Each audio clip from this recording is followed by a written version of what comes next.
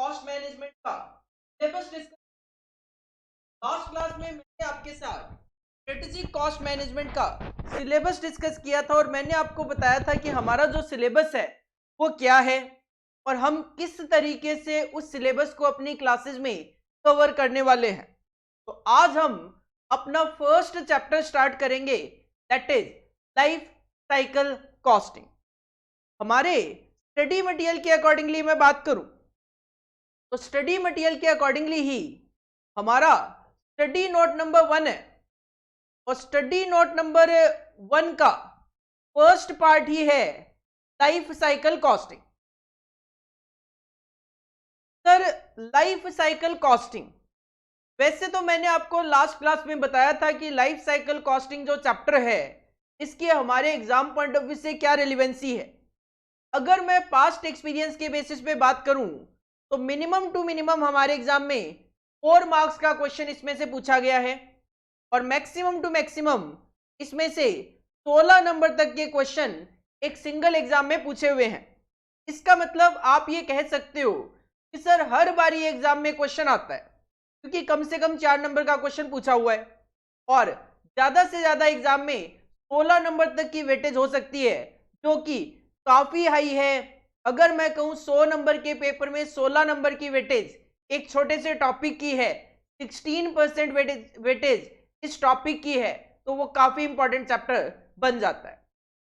सबसे पहले इश्यू यही आता है, सर लाइफ साइकिल कॉस्टिंग क्या है। सबसे पहले इश्यू यही आता है कि सर लाइफ साइकिल कॉस्टिंग है क्या।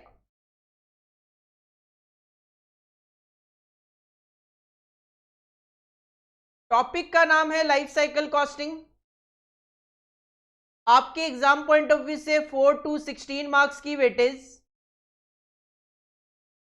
माइंड में ये भी आता है कि सर लाइफ साइकिल कॉस्टिंग में से हमारे एग्जाम में प्रैक्टिकल क्वेश्चन आएगा या फिर थ्योरी क्वेश्चन आएगा।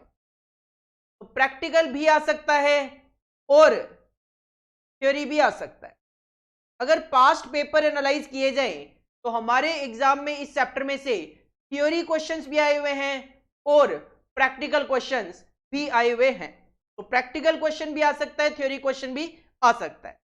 तो लाइफ साइकिल कॉस्टिंग होता क्या है। देखो, कॉस्टिंग, ये जो वर्ड कॉस्टिंग है ये आपके लिए नया नहीं है।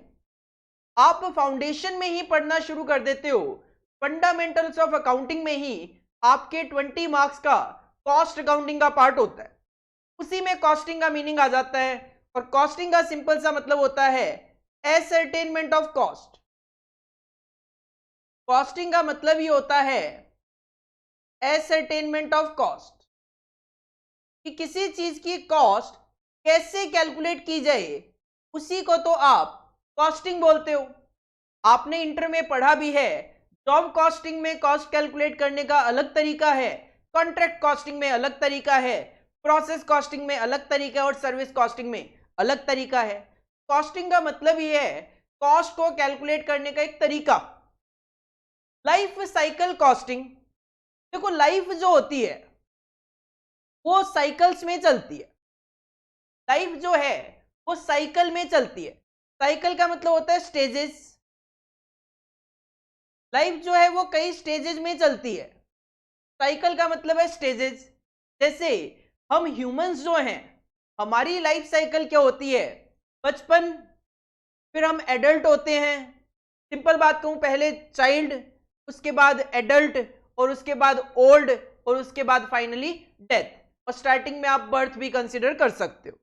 बर्थ, बचपना, एडल्ट, देन ओल्ड और फाइनली डेथ। उसी तरीके से बिजनेस में भी कोई प्रोडक्ट आप लेकर आते हो, बिजनेस में आप कोई मशीन लेकर आते हो तो उसकी भी एक साइकिल होती है। यहां पे जो साइकिल होती है लाइफ की, यहां पे जो साइकिल होती है लाइफ की, तो 4 स्टेजेस में डिवाइड किया गया, वो हम डिस्कस करेंगे और ये है लाइफ साइकिल कॉस्टिंग। तो पूरी की पूरी जो लाइफ है किसी प्रोडक्ट की, पूरी की पूरी जो लाइफ है किसी प्रोडक्ट की, पूरी की पूरी लाइफ जो है किसी मशीन की,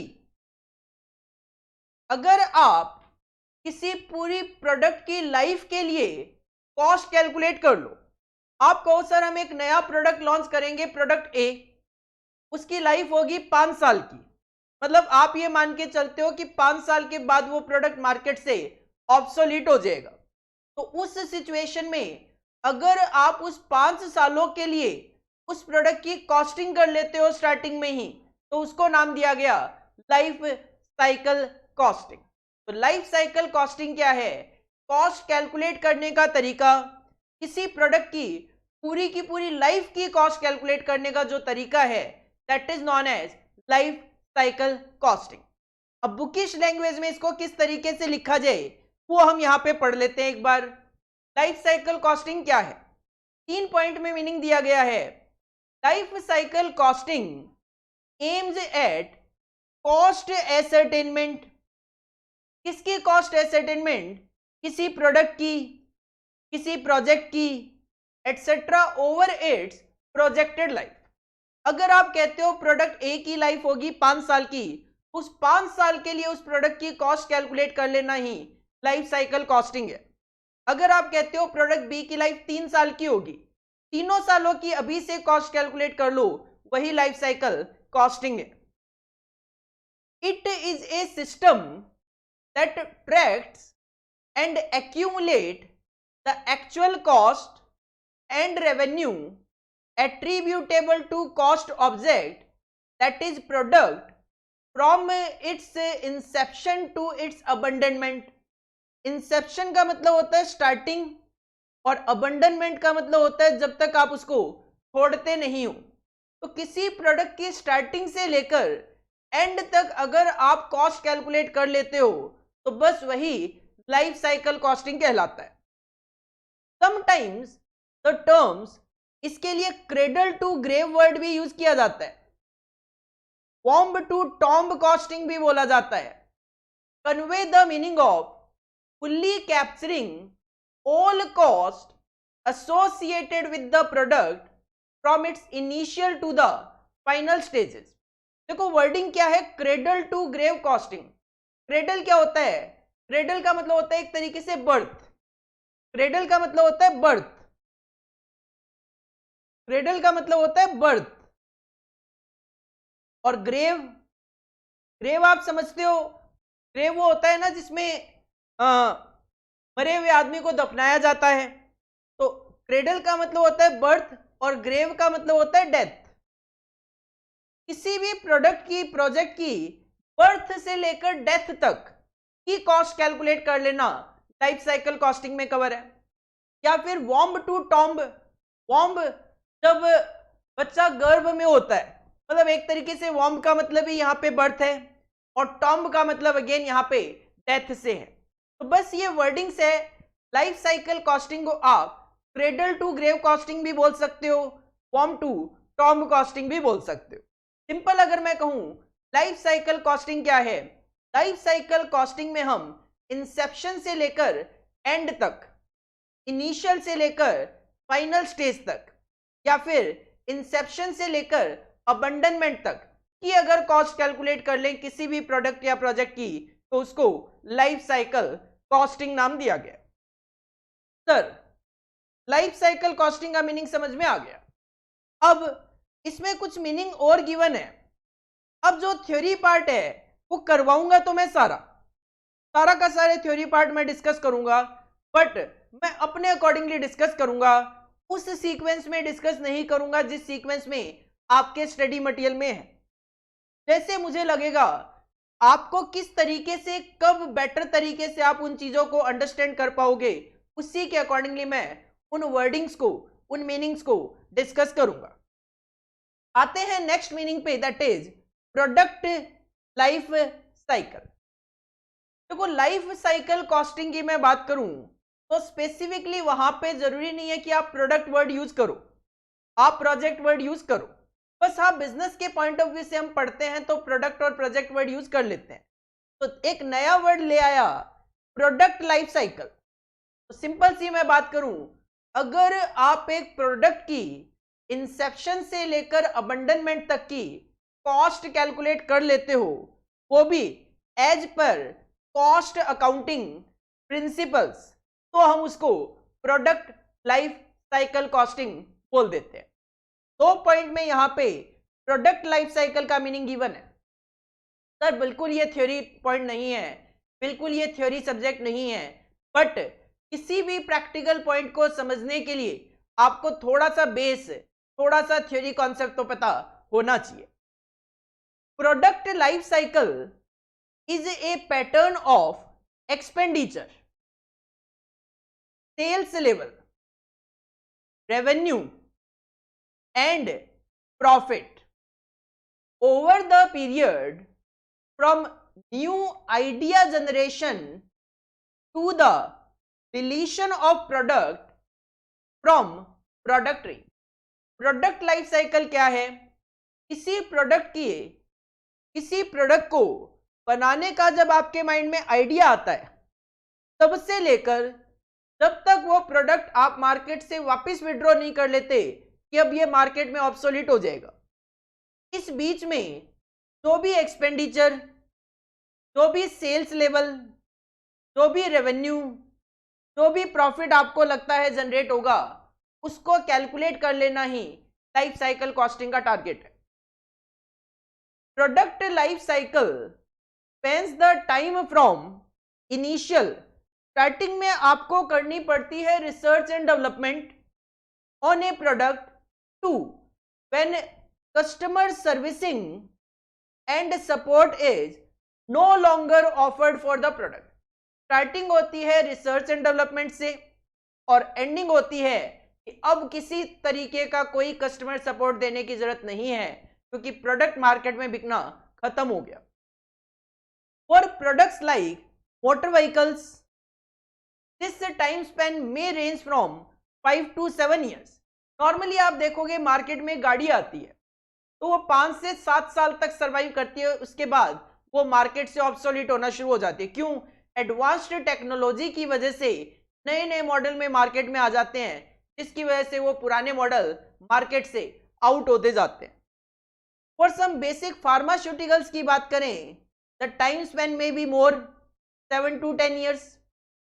फार्मास्यूटिकल्स में भी क्या होता है, नई नई बीमारियां आती जाती है इकोनॉमी में, नई नई डेवलपमेंट होते जाते हैं, जिसकी वजह से दवाइयों में भी कुछ चेंज करके, मॉडिफिकेशन करके नई दवाइयां मार्केट में लॉन्च करनी पड़ती है।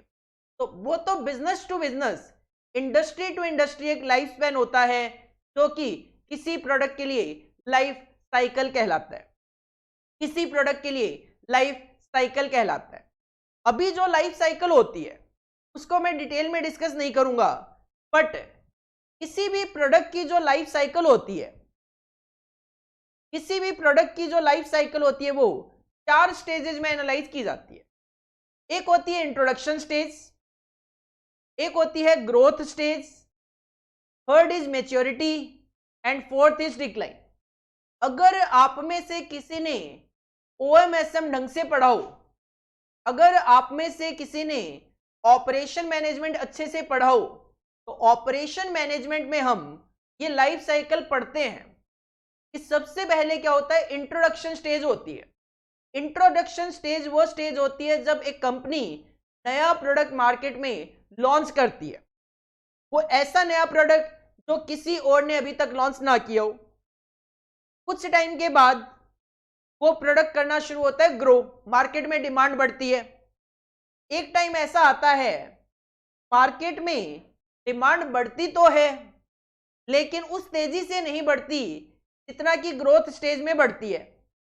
या फिर आप कह सकते हो अगर ग्रोथ स्टेज में 50,000 यूनिट तक आप पहुंच गए तो मैच्योरिटी में वो 50,000 ही बिकती रहती है और ज्यादा सेल नहीं होती। और एक टाइम के बाद मार्केट में नई टेक्नोलॉजी आने की वजह से आपकी सेल में डिक्लाइन शुरू हो जाता है और एक टाइम के बाद वो प्रोडक्ट मार्केट से ऑब्सोलीट हो जाता है। These are the 4 stages of product life cycle। Sir life cycle costing क्या है? सिंपल, अभी आपको माइंड में क्या रखना है, life cycle costing is also known as cradle to grave costing, form to tomb costing. इसमें एक ऑर्गेनाइजेशन एक प्रोडक्ट या प्रोजेक्ट की कॉस्ट कैलकुलेट करती है, from its inception to abandonment, from initial stage to final stage, from cradle to grave, from worm to tomb. Simple. Sir cost calculate करनी है तो ऑफ कोर्स हम पहले से ही कॉस्ट अकाउंटिंग पढ़ते हैं, फाउंडेशन में पढ़ा, थोड़ा सा introduction to cost accounting, CMA inter first group में भी पढ़ा, सेकंड ग्रुप में भी पढ़ा। कहीं ना कहीं आपको आइडिया है कि कॉस्ट कैलकुलेट करना है तो कोई ना कोई स्टेटमेंट तो बनेगा। तो यहां पे लाइफ साइकिल कॉस्टिंग में कॉस्ट कैलकुलेट करने के लिए जो स्टेटमेंट बनाया जाता है that is of course known as cost sheet, that is of course known as cost sheet. जैसे ही मैंने वर्ड आपके रखा कॉस्ट शीट, आपके माइंड में क्लिक किया होगा क्या सर ये कॉस्ट शीट वही है तो हमने इंटर लेवल पे बनाई थी? ऑफ कोर्स नहीं, ये थोड़ी सी अलग तरीके की कॉस्ट है। हालांकि टारगेट तो वही है कॉस्ट कैलकुलेट करना, बट ये कॉस्ट शीट वो नहीं है। जैसे कि आपको याद होगा आप एक कॉस्ट शीट बनाते थे प्रोडक्ट की, जबकि आप सर्विस कॉस्टिंग में जाके सर्विस की कॉस्ट शीट अलग बनाते थे। वैसे ही यहाँ पे लाइफ साइकिल कॉस्टिंग में लाइफ साइकिल कॉस्ट शीट बनती है। यहाँ पे लाइफ साइकिल कॉस्ट शीट बनती है। लाइफ साइकिल कॉस्ट शीट को आप life cycle operating income statement भी बोल सकते हो, क्योंकि हम इसके अंदर प्रॉफिट भी कैलकुलेट कर लेते हैं। Now the issue is sir life cycle cost sheet बनती कैसे है? कॉस्ट को एसर्टन करने के लिए हम बनाते हैं कॉस्ट शीट। कौन सी cost sheet? Life cycle cost sheet. Now the issue is sir ये बनती कैसे है? देखो लाइफ साइकिल कॉस्ट शीट बनती कैसे है, फॉर्मेट देखने से पहले यहां पे इसके पार्ट समझो। लाइफ साइकिल कॉस्ट शीट को 3 पार्ट्स में एनालाइज किया गया। लाइफ साइकिल कॉस्ट शीट को 3 पार्ट्स में डिवाइड किया गया। आपने अभी अभी लाइफ साइकिल कॉस्टिंग और प्रोडक्ट लाइफ साइकिल कॉस्टिंग का मीनिंग देखा, जिसमें हमने कहा Inception.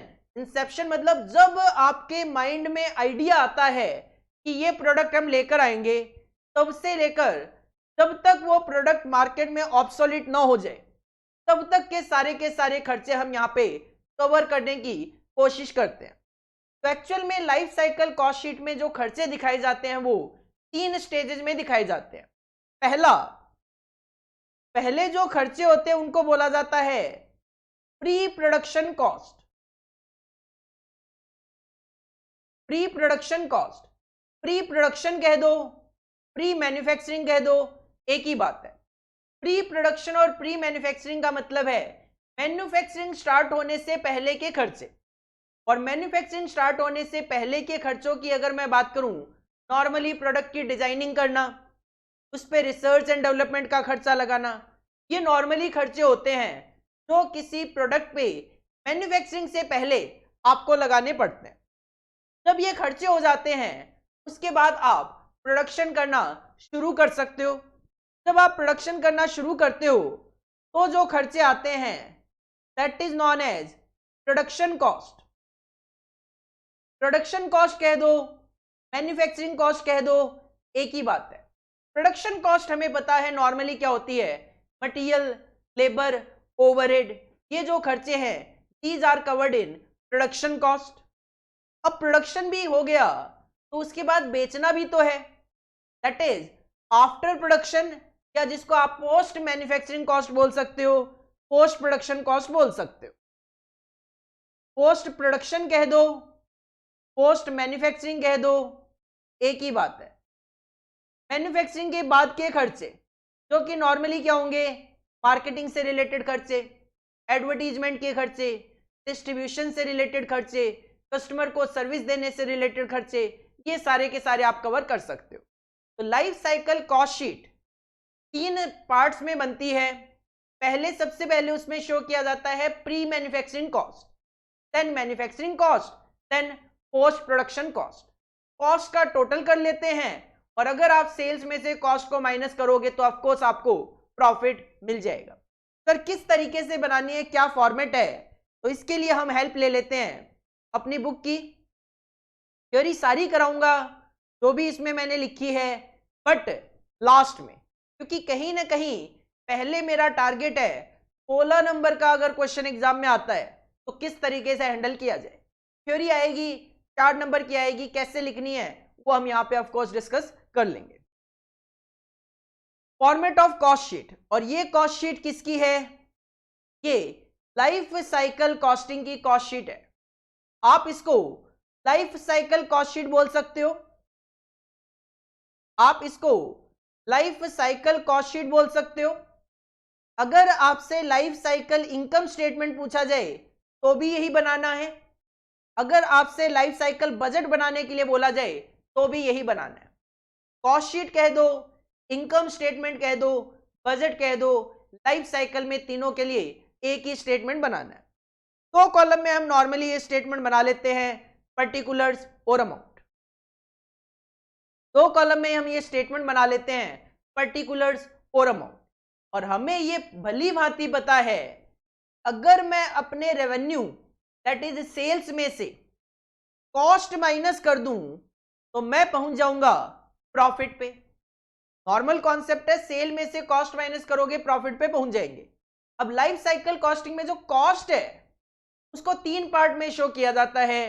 One is pre manufacturing cost, second is manufacturing cost, and third is post manufacturing cost. Sir pre manufacturing cost में कौन कौन से खर्चे होते हैं?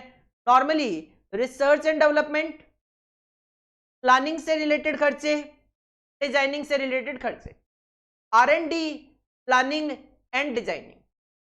मैन्युफैक्चरिंग हमें पता ही है, या तो मटेरियल का खर्चा होता है या लेबर एंड ओवरहेड का खर्चा होता है, जिसको मिला के आप कन्वर्जन कॉस्ट बोल सकते हो। अलग अलग लिखना हो, लेबर एंड ओवरहेड लिख दिया जाता है। और के बाद पोस्ट मैन्युफैक्चरिंग खर्चे की बात करें, माल को बेचने के लिए सेलिंग एंड डिस्ट्रीब्यूशन के खर्चे, एडवर्टीजमेंट के खर्चे, after sale services. After sale services का मतलब टीवी बेचा तो उसको इंस्टॉल करने के लिए जो पर्सन आता है, फ्रिज लेकर आए तो डेमो दिखाने के लिए जो पर्सन आता है, ये क्या है, कंपनी के पॉइंट ऑफ व्यू से आफ्टर सेल सर्विसेज के खर्चे माने जाते हैं। या वारंटी में कोई माल था उसको रिप्लेस करना पड़ गया, वारंटी में कोई माल था उसकी फ्री ऑफ कॉस्ट रिपेयरिंग करके देनी पड़ गई आपको, ये सब क्या है, आफ्टर सेल सर्विसेज में कवर होता है। कहीं ना कहीं सिंपल आप याद रख सकते हो। तो लाइफ साइकिल कॉस्ट शीट कैसे बनती है? दो कॉलम पर्टिकुलर अमाउंट, सबसे पहले मुझे रेवेन्यू ले लेना है, जैसे कॉस्ट माइनस करनी है। कॉस्ट 3 पार्ट्स, पहला pre manufacturing cost, second manufacturing cost, third post manufacturing cost. Pre manufacturing में नॉर्मली R&D, प्लानिंग, डिजाइनिंग के खर्चे आते हैं। मैन्युफैक्चरिंग में वही मटेरियल लेबर ओवरहेड के खर्चे आते हैं। पोस्ट मैन्युफैक्चरिंग में सेलिंग एंड डिस्ट्रीब्यूशन हो गया, कोई मार्केटिंग का खर्चा हो गया, कोई एडवर्टीजमेंट का खर्चा हो गया, कोई आफ्टर सेल सर्विस का खर्चा हो गया, ये सारे खर्चे हम कवर करते हुए चल सकते हैं। सेल में से कॉस्ट माइनस कर दो, आप अपने प्रॉफिट पे पहुंच जाएंगे, आप अपने प्रॉफिट पे पहुंच जाएंगे। आपको अपनी कॉपी में हेडिंग पुट करनी है, हेडिंग पुट करो लाइफ साइकिल कॉस्टिंग।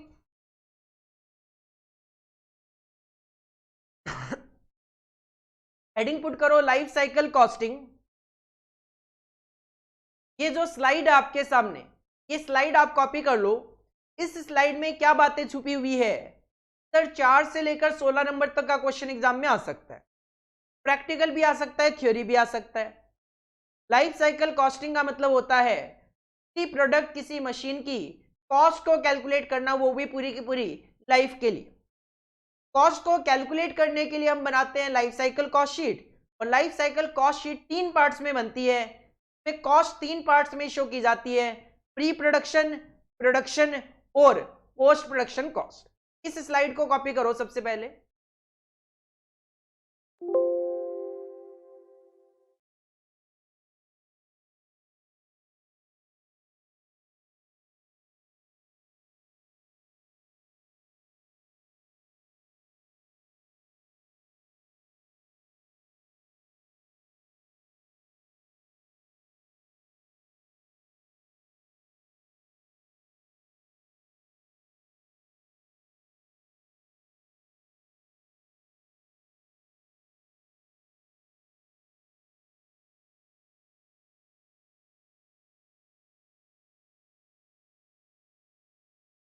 इसके बाद आपको कॉपी करना है format of cost sheet. Heading put करो, हेडिंग पुट करो life cycle cost sheet oblique life cycle income statement oblique life cycle budget. कुछ चीजें ऐसी होगी जो कि आपके नोट्स में लिखी हुई है, बट फिर भी मैं आपको सजेस्ट करूंगा कॉपी करना है।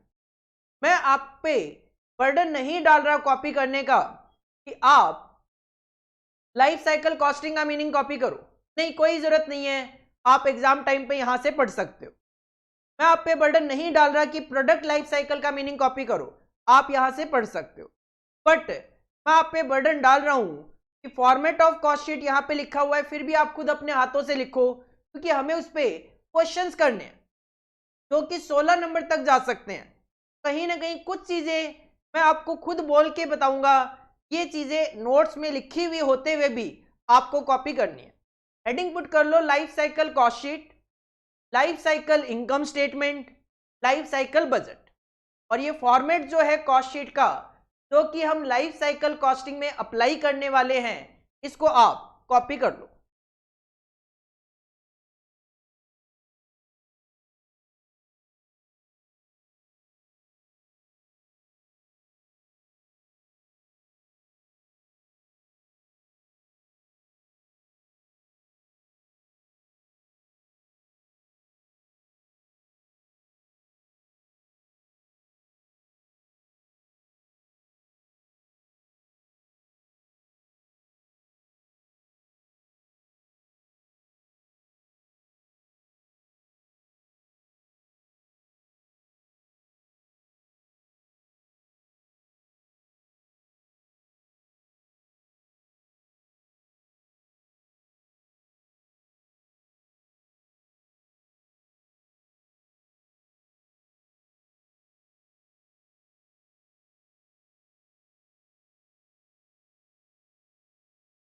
इसके बाद हम मूव करेंगे अपने प्रैक्टिकल क्वेश्चंस पे।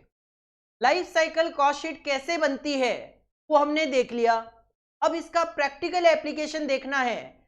आपको लग रहा होगा सर छोटा सा तो फॉर्मेट है कॉस्ट शीट का, 16 नंबर तक का क्वेश्चन कैसे आ सकता है? देखते हैं कैसे आ सकता है। क्वेश्चन नंबर 1 देखो, क्वेश्चन नंबर 1 देखो, आपको कॉस्ट शीट बनाने के लिए बोला जाए तो भी यही फॉर्मेट है, प्रॉफिट निकालने के लिए बोला जाए तो भी यही फॉर्मेट है, बजट बनाने के लिए बोला जाए तो भी यही फॉर्मेट है। Question number 1, a company has developed a special purpose electronic security device. एक कंपनी है जो कि एक special purpose electronic security device develop करने जा रही है, and once introduced in the market the same expected to have a life cycle of 3 years from the time of its introduction in the market before the device becomes obsolete कारण due to technological advancement of other competitive products। Company का ये मानना है कि जब हम इस device को मार्केट में इंट्रोड्यूस करेंगे, मार्केट में लॉन्च करेंगे, तब से लेकर इसकी लाइफ 3 साल की होगी। 3 साल के बाद ये मार्केट में ऑब्सोलीट हो जाएगा। क्यों? क्योंकि मार्केट में नई और एडवांस टेक्नोलॉजी आ जाएगी। हो सकता है कंपनी का अपना खुद का ही टारगेट हो कि 3 साल में हम कोई ना कोई एडवांस्ड इक्विपमेंट, एडवांस डिवाइस ले आएंगे और ये क्या कर देंगे, मार्केट से विड्रॉ कर लेंगे। तो लाइफ पता चल गई मुझे 3 साल की लाइफ है। You have been asked by the company to prepare a product life cycle budget। Question हमसे चाहता है कि हम इस प्रोडक्ट की जो लाइफ साइकिल है 3 साल की, उसके लिए बजट बना के दें। बजट में क्या होगा, या तो कॉस्ट कैलकुलेट करोगे या इनकम कैलकुलेट करेंगे, डिपेंडिंग अपॉन डेटा। अगर मेरे पास रेवेन्यू गिवन होगा, सेल्स गिवन होगी, तो मैं इनकम कैलकुलेट कर लूंगा। अगर मेरे पास सेल और रेवेन्यू नहीं होगी तो मैं कॉस्ट कैलकुलेट करके छोड़ दूंगा। बाकी क्वेश्चन की रिक्वायरमेंट देख लेते हैं। The following information is available. Question ने आपको यह क्लियर कर दिया था कि इस प्रोडक्ट की 3 साल की लाइफ होगी और तीनों सालों का डेटा हमारे पास क्वेश्चन में गिवन है। कंपनी का एस्टिमेशन ये है number of units to be manufactured and sold कि फर्स्ट ईयर में हम 50,000 यूनिट बनाकर बेच लेंगे, सेकेंड ईयर में हम 2 लाख यूनिट्स बनाकर बेच लेंगे, थर्ड ईयर में हम 1,50,000 यूनिट बनाकर सेल कर लेंगे। सेलिंग प्राइस क्या होगा? तो प्राइस पर डिवाइस गिवन है 500, 400, 350। तो मेरे पास नंबर ऑफ यूनिट सोल्ड भी गिवन है और सेलिंग प्राइस भी गिवन है। इजीली मल्टीप्लाई करके हम रेवेन्यू कैलकुलेट कर सकते हैं। कॉस्ट पे आऊं तो pre production pre manufacturing cost में R&D and design cost given है 9 लाख फर्स्ट ईयर में, सेकेंड ईयर में 1 लाख, थर्ड ईयर में नहीं, कि थर्ड ईयर तो लास्ट ईयर, ये लास्ट ईयर में क्या रिसर्च एंड डेवलपमेंट पे खर्चा करोगे, और थर्ड ईयर में ही कर दोगे तो फिर 4/5 में ईयर में प्रोडक्ट आपका चलना चाहिए। प्रोडक्शन कॉस्ट की बात करें तो प्रोडक्शन कॉस्ट में यहां पे एक तो वेरिएबल कॉस्ट है आपकी पर डिवाइस 200, 150, 150, नंबर ऑफ यूनिट से मल्टीप्लाई करके टोटल वेरिएबल कॉस्ट कैलकुलेट की जा सकती है। फिक्स्ड कॉस्ट गिवन है 70 लाख इन ईच ईयर। इसके बाद पोस्ट मैन्युफैक्चरिंग में मार्केटिंग कॉस्ट गिवन है, वेरिएबल कॉस्ट पर डिवाइस 170, 60 और फिक्स्ड कॉस्ट गिवन है 30 लाख। देन सेकेंड ईयर में थोड़ी कम हो गई 25 लाख और थर्ड ईयर में भी 25 लाख। और पोस्ट प्रोडक्शन में ही डिस्ट्रीब्यूशन कॉस्ट भी गिवन है, variable cost per device 50 rupee in each year और fixed cost in totality 10 lakh rupees. Question क्या चाहता है हमसे? पॉइंट नंबर 1, एक एक करके पॉइंट देखेंगे, दोनों एक साथ पॉइंट कभी नहीं पढ़ेंगे ताकि कंफ्यूजन ना हो। फर्स्ट पॉइंट में क्वेश्चन कहता है prepare the budgeted life cycle operating profit. वैसे तो क्वेश्चन ने ऊपर ही बोल दिया था कि आपको प्रोडक्ट लाइफ साइकिल बजट बनाना है, लेकिन नीचे क्लियर कर दिया कि आपको प्रॉफिट कैलकुलेट करके देना है। इसका मतलब रेवेन्यू में से कॉस्ट माइनस करके मैं प्रॉफिट कैलकुलेट कर दूंगा और फॉर्मेट अप्लाई करूंगा लाइफ साइकिल कॉस्ट शीट का। आओ हेडिंग पुट करेंगे आंसर नंबर 1। हेडिंग पुट करेंगे आंसर नंबर 1।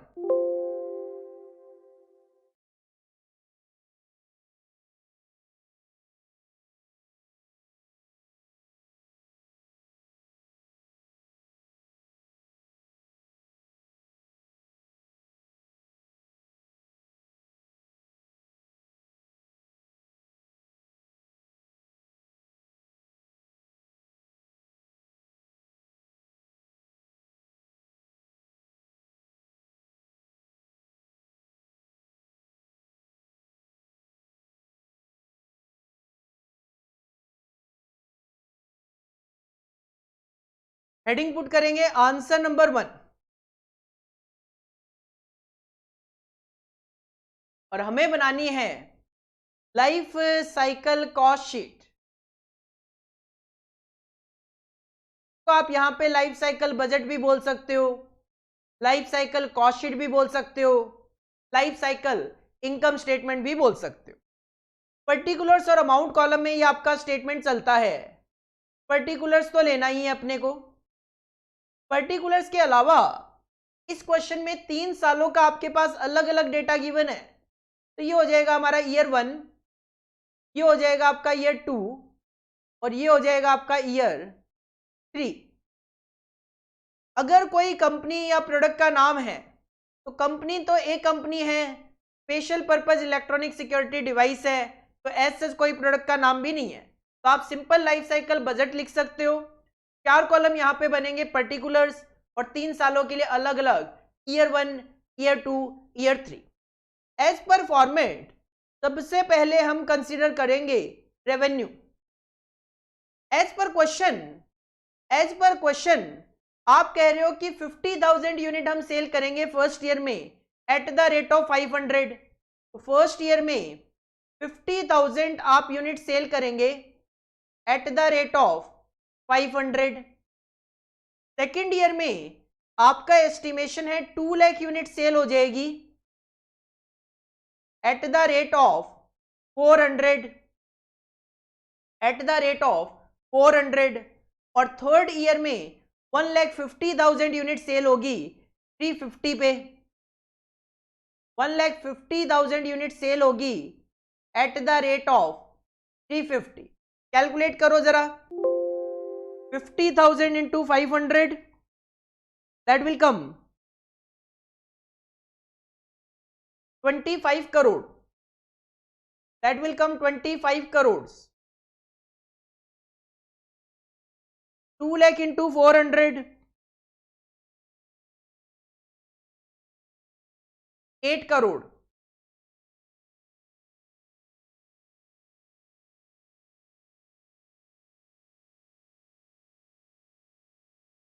50,000 into 500 ये 2 करोड़ 50 लाख है।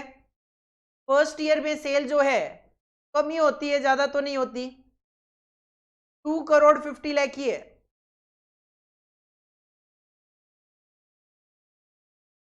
ये हो गया आपका 8 करोड़।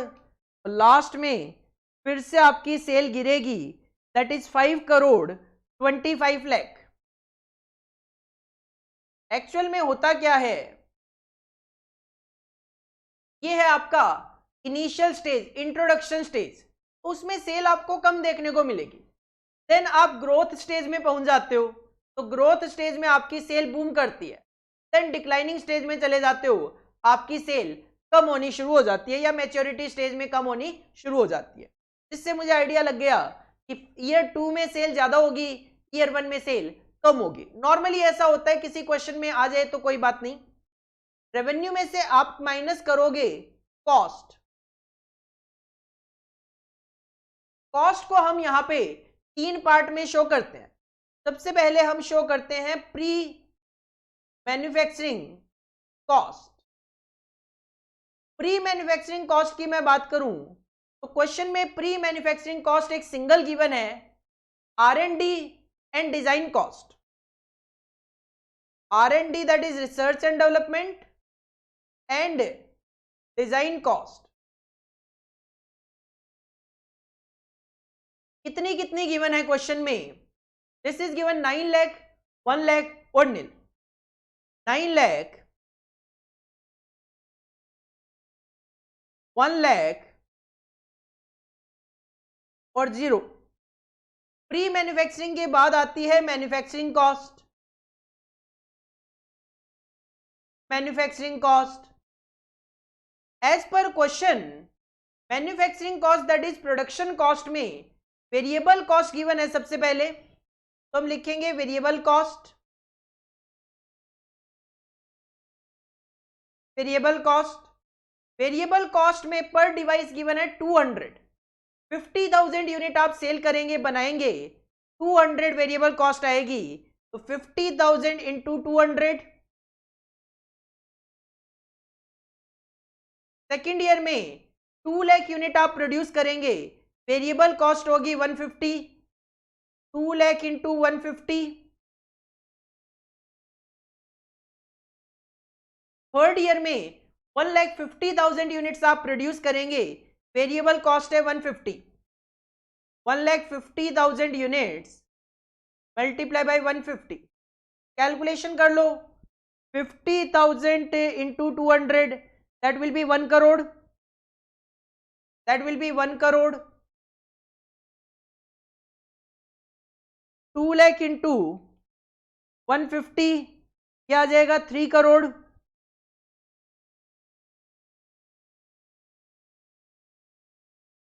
और finally 1,50,000 into 150 it will B 2 crore 25 lakh.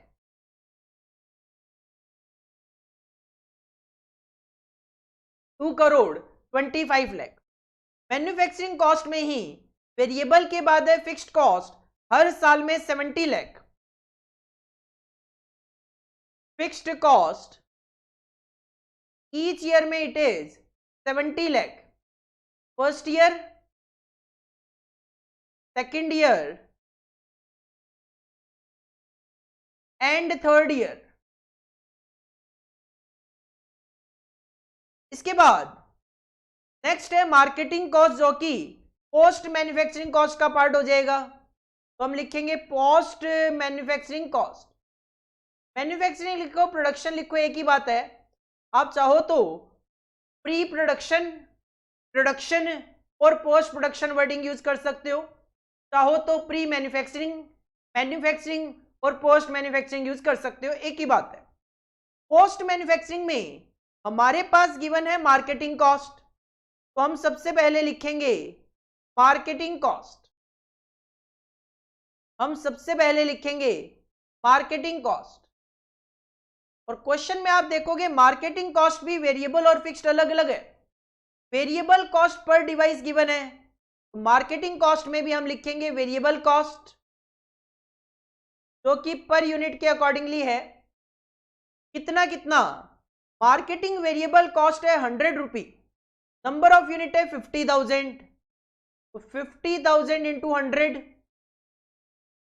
Second year में नंबर ऑफ यूनिट है 2 लाख जो आप सेल करेंगे, और मार्केटिंग कॉस्ट है 70। और थर्ड ईयर में आप 1,50,000 यूनिट सेल करेंगे और मार्केटिंग कॉस्ट है पर यूनिट 60 रुपीज। क्या आ जाएगा आपका 50,000 इंटू 100, 5 करोड़ रुपीज या 50 लाख, 50 लाख, 50 लाख। क्या आ जाएगा आपका 2 lakh into 70, that will be 1 crore 40 lakh, 1 crore 40 lakh. और finally 1,50,000 into 60, that will be 90 lakh, 90 lakh. Variable cost के बाद मार्केटिंग में फिक्स्ड कॉस्ट भी गिवन है हमारे पास। फिक्स्ड कॉस्ट गिवन है मार्केटिंग की, दैट इज 30 लाख, 25 लाख और 25 लाख। 30 लाख, 25 लाख एंड 25 लाख। इसके बाद डिस्ट्रीब्यूशन कॉस्ट अलग से गिवन है, होता तो पोस्ट मैन्युफैक्चरिंग का ही पार्ट है, पोस्ट मैन्युफैक्चरिंग में ही अलग से हेडिंग हो जाएगी आपकी डिस्ट्रीब्यूशन कॉस्ट। डिस्ट्रीब्यूशन कॉस्ट भी यहां पे वेरिएबल और फिक्स्ड अलग अलग गिवन आपके पास। वेरिएबल कॉस्ट है 50 per unit in each case, variable cost 50 है हर एक केस में। पहले केस में 50,000 इंटू 50 हो जाएगा, सेकेंड ईयर में आप 2 लाख यूनिट सेल करेंगे तो 2 लाख इंटू 50 हो जाएगा, एंड थर्ड ईयर में जब आप 1,50,000 यूनिट सेल करेंगे तो 1,50,000 इंटू 50 हो जाएगा, 50,000 इंटू 50 ये हो जाएगा 25 लाख रुपए, 2 लाख इंटू 50 ये हो जाएगा 1 करोड़।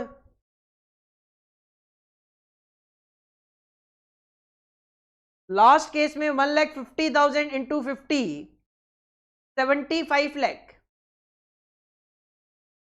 75 लाख। फिक्स्ड कॉस्ट भी गिवन है, डिस्ट्रीब्यूशन की फिक्स्ड कॉस्ट कांस्टेंट है, each year 10 lakh rupees, each year 10 lakh rupees, 10 lakh आ जाएगा, 10 लाख। सारी की सारी कॉस्ट जो क्वेश्चन में गिवन थी वो मैंने लिख दी as per format of life cycle cost sheet. अगर मैं रेवेन्यू में से सारी की सारी कॉस्ट हटा दूं तो वो मुझे क्या पता चल जाएगा, प्रॉफिट पता चल जाएगा। इसके लिए आप ऐसा भी कर सकते हो कि ये जो रेवेन्यू है इसको आप ए नाम दे दो, और ये जो सेल है इसको अलग कर दिया। जो कॉस्ट है इसको हम यहां पे बी नाम दे देते हैं, तो हम यहां पे टोटल कॉस्ट कैलकुलेट कर लेते हैं। हम यहां पे कॉस्ट का टोटल कर लेते हैं, हम यहां पे कॉस्ट का टोटल कर लेते हैं। टोटल कॉस्ट क्या हो जाएगा आपका बी। करो जरा, कॉस्ट का टोटल करो, ईयर 1 में 9 lakh plus 1 crore plus 70 lakh plus 50 lakh plus 30 lakh plus 25 lakh plus 10 lakh, तो टोटल आ गया मेरा यहां पे 2,94 लाख। फर्स्ट ईयर का कॉस्ट का टोटल आ गया मेरा 2,94 लाख। सिमिलरली सेकेंड ईयर की कॉस्ट का टोटल देखो जरा कितना आएगा, 1 lakh plus 3 crore plus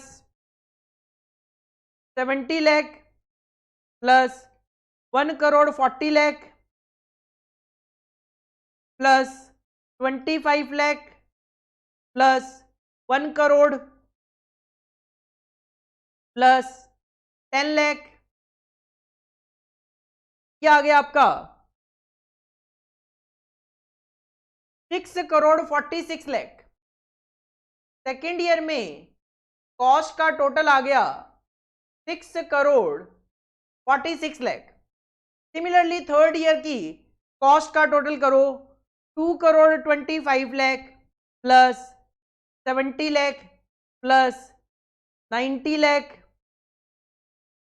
plus 25 lakh plus 75 lakh plus 10 lakh, क्या आ गया 4 करोड़ 95 लाख। 4 करोड़ 95 लाख। कैलकुलेशन है अच्छे से करना कि जीरो की कहानी है और जीरो कहीं भी एक भी कैलकुलेटर में गलत हुआ तो उस सिचुएशन में आपकी कॉस्ट गलत कैलकुलेट होके आ सकती है। ये आ गई मेरी टोटल कॉस्ट। और अगर रेवेन्यू में से टोटल कॉस्ट को माइनस कर दिया जाए तो हमें पता चल जाएगा प्रॉफिट। ऐसा बिल्कुल जरूरी नहीं है कि आप रेवेन्यू को ए नाम दो, कॉस्ट को बी नाम दो, नहीं, आप रेवेन्यू लिखो, कॉस्ट लिखो, रेवेन्यू में से कॉस्ट को माइनस करके प्रॉफिट दिखा दो। मैंने जस्ट तरीका बताया है आपको कि एक तरीका यह भी हो सकता है, रेवेन्यू ए अलग नाम दे दिया, कॉस्ट का टोटल कर लिया, बी नाम दे दिया और फाइनली हमने प्रॉफिट निकाल दिया ए माइनस बी। ईयर वन में आपके रेवेन्यू था 2.5 करोड़ रुपए माइनस, जबकि आपकी कॉस्टिंग है 2 करोड़ 94 लाख। इसका मतलब फर्स्ट ईयर में तो आप लॉसेज में रहोगे 44 लाख, 44 लाख रुपए आपका लॉस होगा, क्योंकि इंट्रोडक्शन स्टेज होती है और इंट्रोडक्शन स्टेज में नॉर्मली ऐसा देखने को मिलता है कंपनी लॉसेज में होती है। लेकिन सेकेंड ईयर जो है वो ग्रोथ पीरियड होता है तो उसमें नॉर्मली आपको प्रॉफिट देखने को मिल जाता है। 8 crore is the sales value minus cost है आपकी 6 करोड़ 46 लाख, तो आपका प्रॉफिट आ जाएगा 1 करोड़ 54 लाख। सेकेंड ईयर में आपका प्रॉफिट आ जाएगा 1 crore 54 lakh. Similarly third year में आपकी सेल है 5 करोड़ 25 लाख और कॉस्ट आपकी 4 करोड़ 95 लाख, तो 30 लाख रुपए का आपको प्रॉफिट देखने को मिलेगा। This is the life cycle budget and first requirement of the question. सबसे पहले तो आप ये जो फर्स्ट रिक्वायरमेंट है इसी को कॉपी कीजिए, उसके बाद जो क्वेश्चन में सेकंड रिक्वायरमेंट है उसको पढ़ते हैं और उसको भी करते हैं। इसको पहले आप कॉपी कर लीजिए।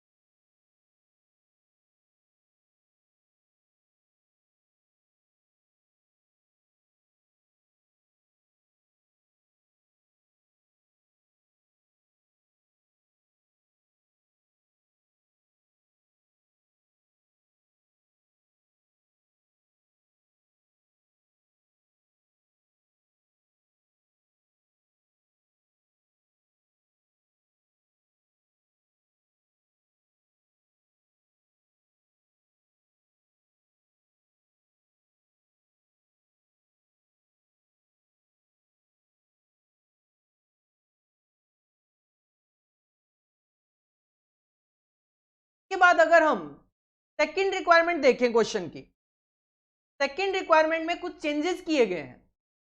कहते हैं it has been further indicated that if a discount of 10% is given to customer, अगर हम कस्टमर को 10% डिस्काउंट दे दें, कस्टमर को डिस्काउंट देने का मतलब ये जो प्राइस पर डिवाइस है ये 10% से कम हो जाएगा। तो ये 500 दिख रहा है, ये 10% से कम होके 450 रह जाएगा। तो 400 दिख रहा है, ये 10% से कम होके 360 हो जाएगा। और जो 350 दिखाई दे रहा है ये 10% से कम होके 315 हो जाएगा। The units to be sold per year will increase by 5%। तो जो आप यूनिट्स बेच रहे हो वो 5% ज्यादा बिकनी शुरू हो जाएगी। मतलब ये जो नंबर ऑफ यूनिट्स है 50,000, ये 50,000 की बजाय 55,000 हो जाएगी। ये जो 2 लाख है ये 2 लाख नहीं, 50,000 प्लस 5%, ये 52,500 हो जाएगी। 5% है, ये 52,500 हो जाएगी। ये 2 लाख है तो 2 लाख का 5% 10,000, ये 2 लाख 10,000 हो जाएगी। और 1,50,000 तो इसका 5% ऐड करें तो 1,57,500 हो जाएगा। Would you recommend introduction of such discount? कहते हैं क्या हमें ये डिस्काउंट देना चाहिए या फिर नहीं देना चाहिए।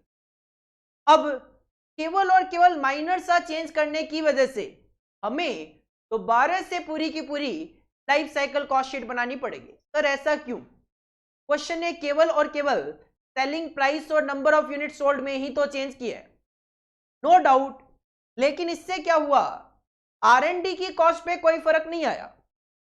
बट ये जो प्रोडक्शन कॉस्ट है, मार्केटिंग कॉस्ट है और डिस्ट्रीब्यूशन कॉस्ट है, इन तीनों में ये जो वेरिएबल कॉस्ट लिखी हुई है ये चेंज हो जाएगी क्योंकि नंबर ऑफ यूनिट्स आपकी चेंज हो गई, जिसकी वजह से आपको पूरा का पूरा लाइफ साइकिल कॉस्ट शीट फिर से बनाना पड़ेगा। और यही कारण है जिसकी वजह से एग्जाम में इन क्वेश्चंस की वेटेज 15-15, 16-16 नंबर तक की हो जाती है। आप खुद देख रहे हो यहाँ पे इस क्वेश्चन नंबर 1 को मुझे करवाने में अराउंड 1 घंटे के आसपास लग रहा है। बनाते हैं, आओ सेकंड पॉइंट में फिर से हम बनाएंगे life cycle cost sheet. Heading put करो सेकंड पॉइंट। सेकंड पॉइंट में हम फिर से बनाएंगे लाइफ साइकिल कॉस्ट शीट। जो जो फिगर हम पीछे से पिक कर पाएंगे वो ऑफ कोर्स हम पीछे से पिक कर लेंगे। लाइफ साइकिल कॉस्ट शीट या लाइफ साइकिल बजट या लाइफ साइकिल इनकम स्टेटमेंट, कोई भी वर्डिंग आप यूज कर सकते हो। वही 3 कॉलम आपके बनेंगे, पर्टिकुलर्स,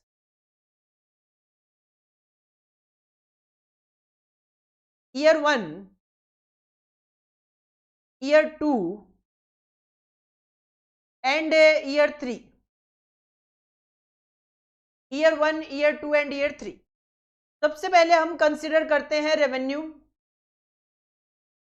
रेवेन्यू की बात करें तो रेवेन्यू हो जाएगा चेंज। क्यों? क्योंकि क्वेश्चन में नंबर ऑफ यूनिट्स भी चेंज हो गई और क्वेश्चन में सेलिंग प्राइस भी चेंज हो गया। अब नंबर ऑफ यूनिट्स होगी 52,500 और सेलिंग प्राइस होगा 450। तो 52,500 multiply by 450, 52,500 multiply by 450। Of course आपको ये शो भी करना है कि ये 52,500 कहां से आया और 450 कहां से आया। इसके लिए आपको वर्किंग नोट में कैलकुलेशन शो कर देनी है। कर देता हूं मैं।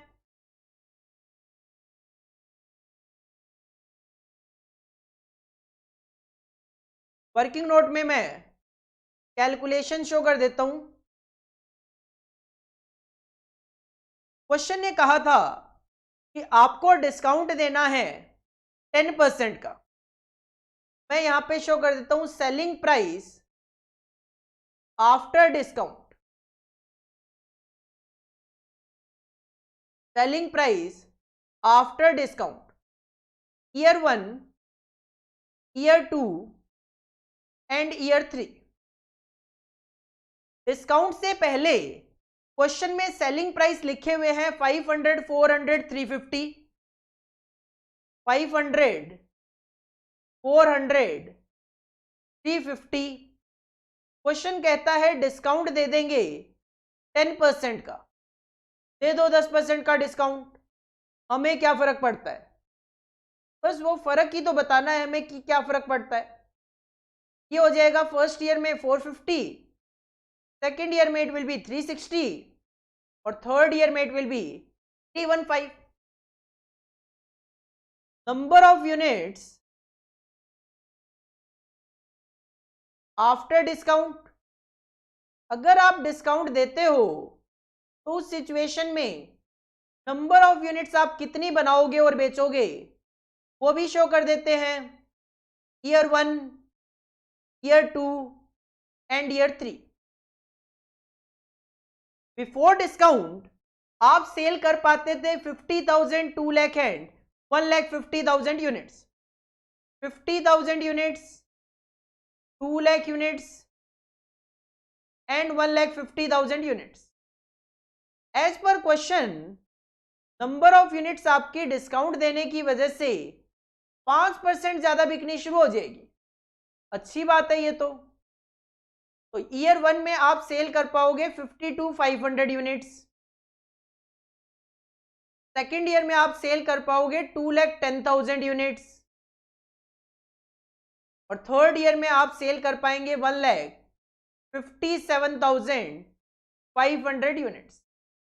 ठीक है, हमें नंबर ऑफ यूनिट्स भी पता चल गई, हमें सेलिंग प्राइस भी पता चल गया। इजीली आप रेवेन्यू कैलकुलेट कर दो, 52,500 इंटू 450, सेकेंड ईयर में it will be 2,10,000 into 360, 2,10,000 into 360 और in third year it will B 157,500 multiply by 315, 157,500 multiply by 315। Calculation करो, 52,500 into 450 that will come 2,36,25,000। Second year 2,10,000 into 360, 7,56 lakh, 7,56 lakh और थर्ड ईयर में 157,500 into 315, 4,96,12,500, 4,96,12,500। ये हो गया रेवेन्यू जिसको मैंने ए नाम दे दिया और ये सेल मैंने अलग कर दी।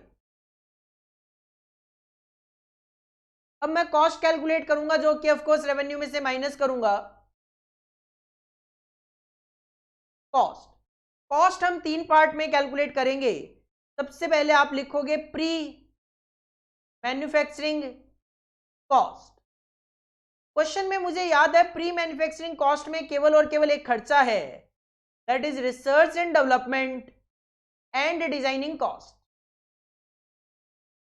Research and development and design cost 9 lakh, 1 lakh और नील। 9 lakh, 1 lakh and 0। Pre manufacturing के बाद मैन्युफैक्चरिंग कॉस्ट स्टार्ट होती है। मैन्युफैक्चरिंग कॉस्ट क्वेश्चन में वेरिएबल और फिक्स गिवन है। में पहले अगर हम वेरिएबल कंसीडर करें तो नंबर ऑफ यूनिट हो गई change, variable cost per device तो सेम ही रहेगी। अब कैलकुलेशन होगी 52,500 इंटू 200, 52,500 इंटू 200। सेकेंड ईयर में 2,10,000 इंटू 150, 2,10,000 इंटू 150 और थर्ड ईयर में 1,57,500 मल्टीप्लाई बाई 150, 1,57,500 मल्टीप्लाई बाई 150. करो calculation. 52,500 into 200, that will be 1 crore 5 lakh. 1 crore 5 lakh. Second year में 2,10,000 into 150, it will come 3 crore 15 lakh. 3 crore 15 lakh. And in third year 157,500 into 150, it will be 2 crore 36 lakh 25,000. 2 crore 36 lakh 25,000. Variable cost के बाद fixed cost. Manufacturing में fixed cost same रहेगी जो पहले थी, that is 70 lakh each year. हर साल में 70 lakh. First year, second year and third year. के बाद नेक्स्ट हम लिखेंगे post manufacturing cost. Post manufacturing cost. Post manufacturing cost में हम लिखेंगे as per question marketing cost. Marketing cost भी दो तरीके की गिवन है, वेरिएबल और फिक्स्ड. तो हम लिखेंगे पहले वेरिएबल कॉस्ट. अब नंबर ऑफ यूनिट्स हो गई change, variable cost per device वही रहेगी. तो 52,500 multiply by 100. 52,500 multiply by 100. Second year में 2,10,000 multiply by 70. 2,10,000 multiply by 70. And third year में 157,500 multiply by 60. 157,500 multiply by 60. Question में नंबर ऑफ यूनिट चेंज हो गई. अगर क्वेश्चन में नंबर ऑफ यूनिट चेंज नहीं होती, केवल सेलिंग प्राइस चेंज होता, तो उस सिचुएशन में हम क्या कर सकते थे, नई सेल्स निकालते, कॉस्ट वही पुरानी वाली लिख सकते थे, अकॉर्डिंगली प्रॉफिट आ जाता. But number of unit change होने की वजह से जो cost variable cost per device given थी वो चेंज हो गई, जिसकी वजह से हमें पूरा का पूरा स्टेटमेंट फिर से यहां पे शो करना पड़ रहा है. फर्स्ट आ जाएगा आपका 52,50,000. 52,50,000. सेकेंड आ जाएगा 2,10,000 इंटू 70, 1 करोड़ 47 लाख. 1 करोड़ 47 लाख. 157,500 इंटू 60, 94 लाख 50,000. 94 लाख 50,000. इसके बाद मार्केटिंग से रिलेटेड फिक्स्ड कॉस्ट सेम रहेगी, 30 lakh, 25 lakh and 25 lakh. 30 lakh, 25 lakh and 25 lakh. Marketing के बाद पोस्ट मैन्युफैक्चरिंग में ही डिस्ट्रीब्यूशन कॉस्ट गिवन है, तो हम लिखेंगे डिस्ट्रीब्यूशन कॉस्ट. डिस्ट्रीब्यूशन कॉस्ट भी वेरिएबल और फिक्स्ड गिवन है, तो हम लिखेंगे पहले वेरिएबल. नंबर ऑफ यूनिट हो गई change, variable cost per device हर साल 50 पर यूनिट. तो 52,500 इंटू 50, 52,500 इंटू 50. सेकेंड ईयर में it will be 2,10,000 into 50. Third year में 157,500 इंटू 50. ये आ जाएगा आपका 50 into 52,500, 26,25,000. 50 into 2,10,000, 1 crore 5 lakh.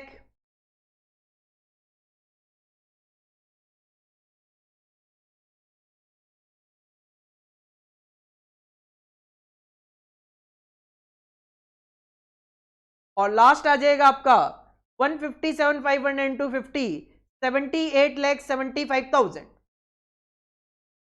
78,75,000। Distribution में फिक्स्ड कॉस्ट भी गिवन है जो कि हर साल 10 लाख रुपए गिवन है। ईच ईयर में आपको 10 लाख लिखना है। ईच ईयर में आपको 10 लाख लिखना है। अब कर लो कॉस्ट का टोटल।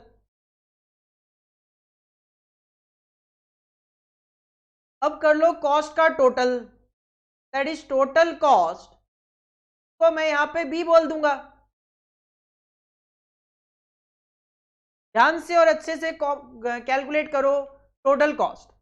फर्स्ट ईयर में 9 lakh plus 1 crore 5 lakh plus 70 lakh plus 52,50,000 plus 30 lakh plus 26,25,000 plus 10 lakh, क्या आ जाएगा आपका 3 करोड़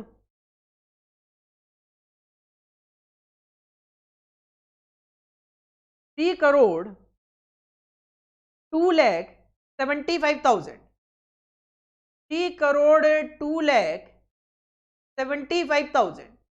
कैलकुलेशन चेक कर लीजिएगा आप, और अगर कोई मेरी गलती है तो बताइएगा जरूर ताकि हम उसको करेक्ट कर सकें। कैलकुलेशन मिस्टेक तो हो सकती है।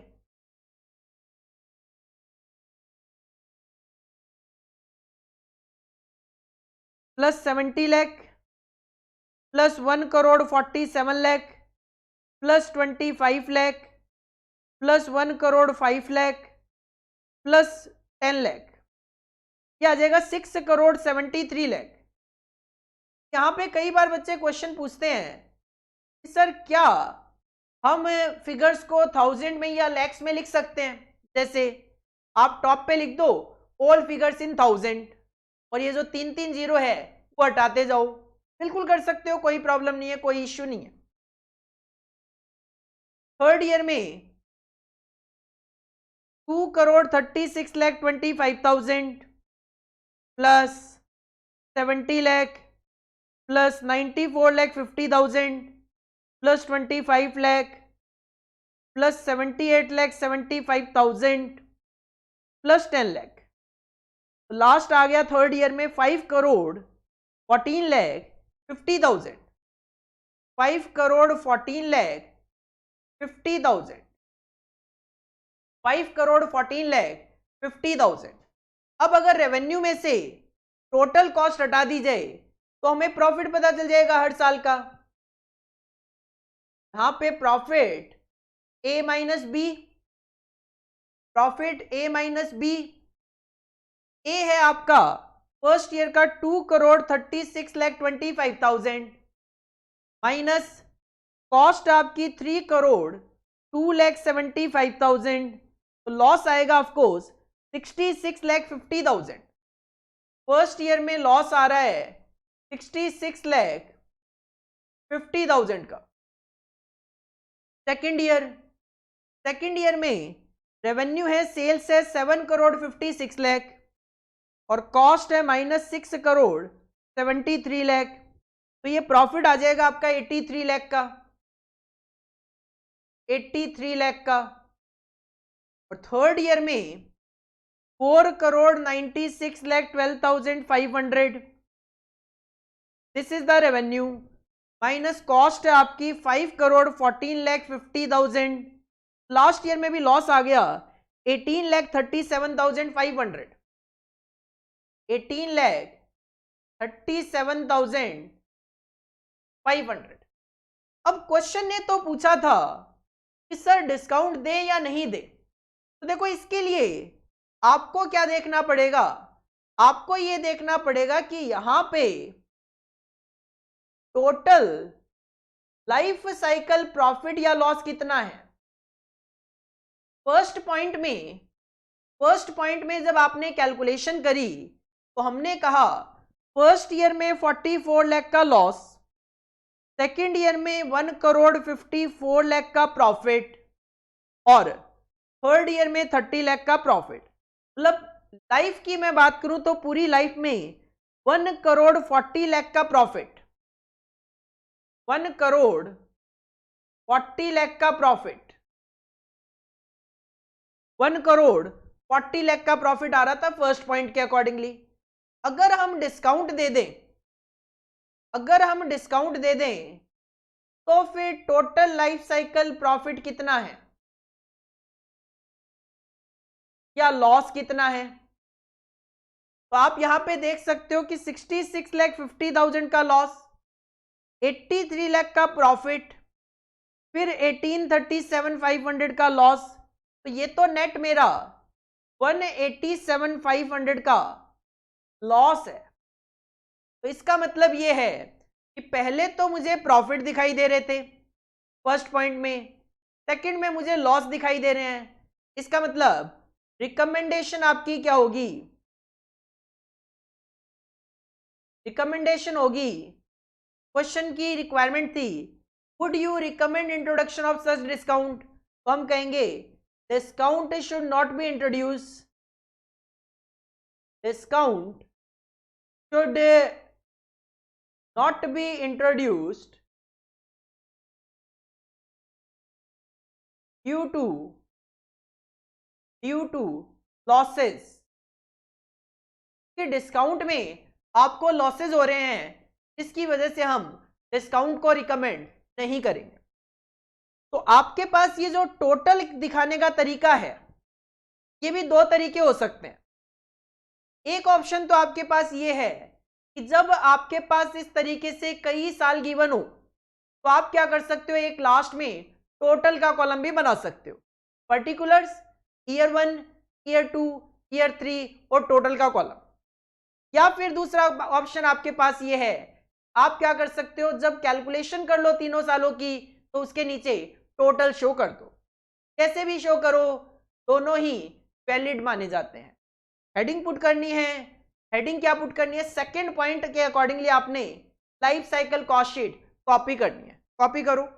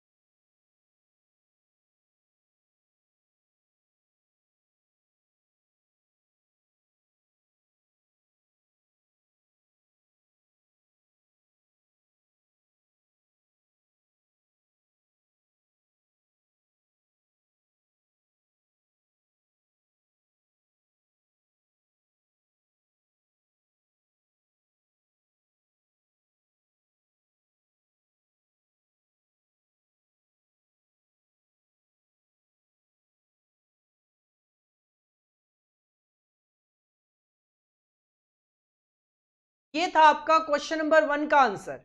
आपको आइडिया लग गया होगा कि हाँ सर इसकी वेटेज 16 नंबर एग्जाम में हो सकती है, क्यों कि टाइम तो कहीं ना कहीं इसमें लग रहा है।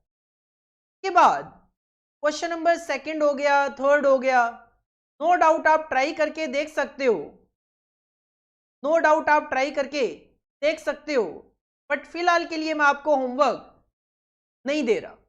ट्राई जरूर करके आना आप, बट मैंडेटरी होमवर्क नहीं है। नेक्स्ट क्लास में मैं क्वेश्चन नंबर 2 से कंटिन्यू करूंगा। आज की क्लास में हमने केवल इतना ही देखा है कि स्टडी नोट नंबर 1 का पार्ट 1 लाइफ साइकिल कॉस्टिंग क्या है। जब हम किसी भी प्रोडक्ट या प्रोजेक्ट की पूरी लाइफ के लिए कॉस्ट शीट बनाते हैं, कॉस्ट कैलकुलेट करते हैं, प्रॉफिट कैलकुलेट करते हैं, बजट बनाते हैं, तो बस उसी को लाइफ साइकिल कॉस्टिंग नाम दिया गया। और उसके लिए हम बनाते हैं life cycle cost sheet, life cycle income statement या life cycle budget. Simple format है, सेल में से कॉस्ट को माइनस करना है। बस कॉस्ट को यहाँ पे शो करने का तरीका ये है कि हम यहाँ पे कॉस्ट को 3 पार्ट में शो करते हैं, प्री मैन्युफैक्चरिंग, मैन्युफैक्चरिंग और पोस्ट मैन्युफैक्चरिंग कॉस्ट। क्वेश्चन किस तरीके से पूछा जाता है, क्वेश्चन नंबर 1 मैंने आपको करवा दिया है। सेकंड क्वेश्चन आप ट्राई जरूर करके आइए, ताकि जब मैं आपको नेक्स्ट क्लास में करवाऊं तो आपको आइडिया रहे कि कहां पे आप कोई गलती अगर कर रहे थे तो कहां पे गलती कर रहे थे, नहीं कर रहे थे तो वेल गुड, सेकंड क्वेश्चन का आंसर गिवन है, आपके आंसर मैच हो जाएंगे। नेक्स्ट क्लास में आने से पहले जितना मैंने आज कराया रिवाइज करके आओ, बाकी हम नेक्स्ट क्लास में कंटिन्यू करते हैं। Thank you, all the best.